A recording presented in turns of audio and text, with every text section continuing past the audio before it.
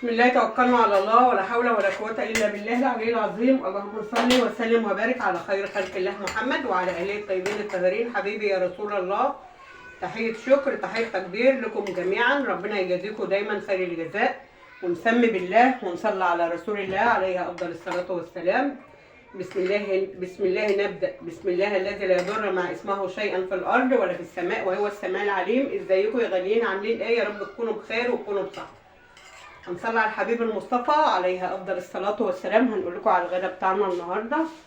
دي سردين شوياه، طبعا طبق سلطه بالجرجير طبعا وبالبصل وبالفلفل، وطبعا رز. بسم الله توكلنا على الله. اللهم صل وسلم وبارك على خير خلق الله محمد وعلى اهله الطيبين الطاهرين. حبيبي يا رسول الله صلى الله عليه وسلم. طبعا بحب اشكركم جميعا وربنا يبارك فيكم، وشكرا على اي حد بيخش عندي بيفوت تعليق كويس. شكرا على اي حد بيشرفني بيعمل معايا الواجب. جزاكم الله خير الجزاء، وربنا يبارك فيكم جميعا، وربنا ما يحرمنيش منكم، وربنا يشفي كل مريض يتألم ولا يتكلم ولا يعلم بحاله الا الله. اللهم صل وسلم وبارك على سيد الخلق محمد. صلوا على الحبيب المصطفى قلبكم يطيب. لا اله الا انت سبحانك اني كنت من الظالمين. لا حول ولا قوه الا بالله. نذكر ربنا كده ونصلي على الحبيب المصطفى عليه افضل الصلاه والسلام.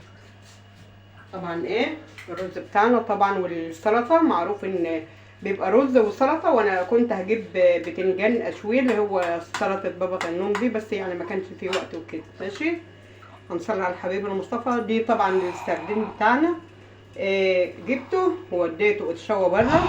ماشي، احسن طريقه دي بدل الرده بيتشوى في ورق اهو. شايفين ما شاء الله تبارك الله، السردين بتاعنا البلد اهو ما شاء الله تبارك الله. وادي غدانا النهارده. ربنا يجازيكم خير، ربنا ما يحرمنيش منكم، وربنا دايما يخليكم ليا، ما تحرمش منكم ابدا ابدا يا رب.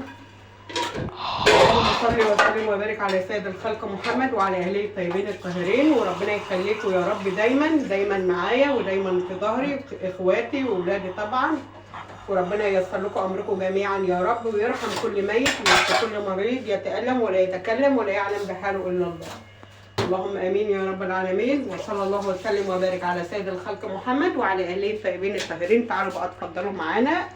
دي الغدا بتاعنا النهارده، سردين بلدي مشوي ورز وسلطه. السلام عليكم ورحمه الله وبركاته.